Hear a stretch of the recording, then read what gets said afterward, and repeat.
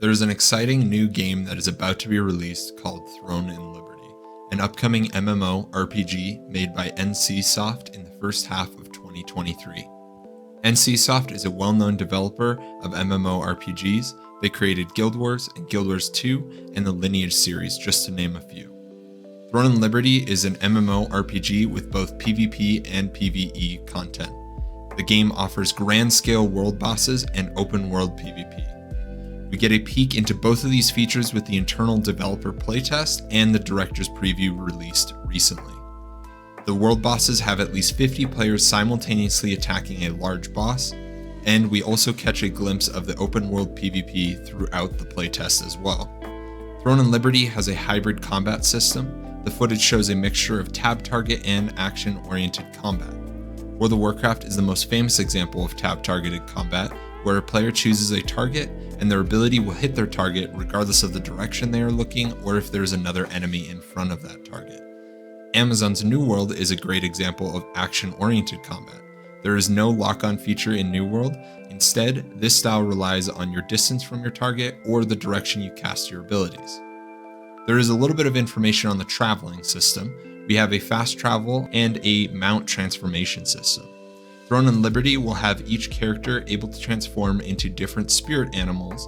A few that we see in the game is tiger, wolf, and a flying owl, as well as a raven.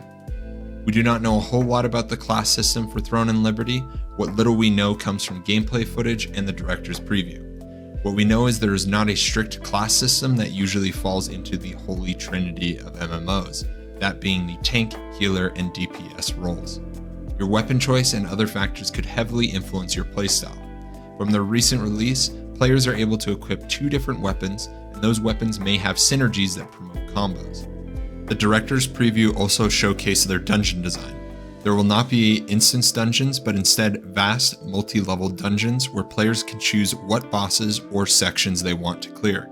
As players progress, they may want to go to more difficult sections or maybe to a specific boss for a loot drop. Open world PvP was expanded on in the director's preview. PvP will be a focus around 3 main areas: world events, blessing and dimension stones, and sieges.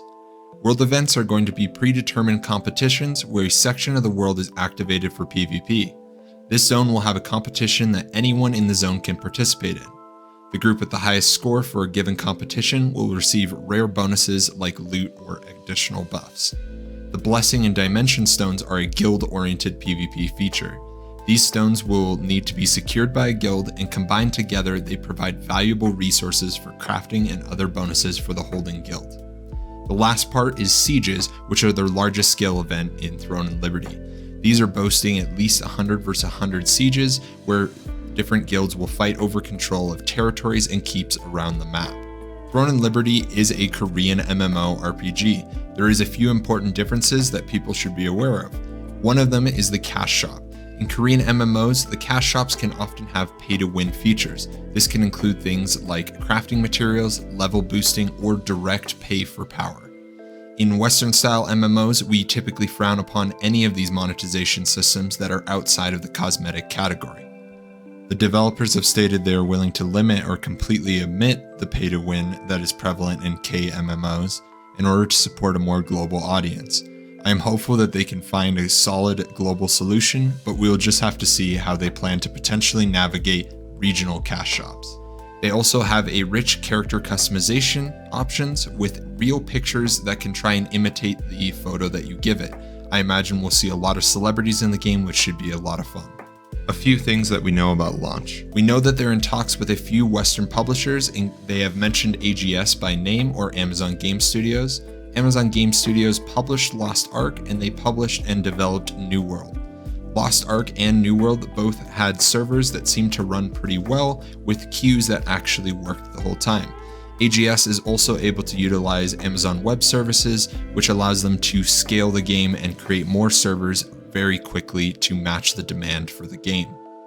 The game also is going to be released on multiple platforms, including consoles. I imagine we'll see an Xbox and PlayStation version of Throne and Liberty, and they plan to have a simultaneous launch of those console versions with their PC version. They are steering away from a mobile version of the game, which many Korean MMOs have gone towards, although the director's preview showcased the ability to stream the game to mobile as well.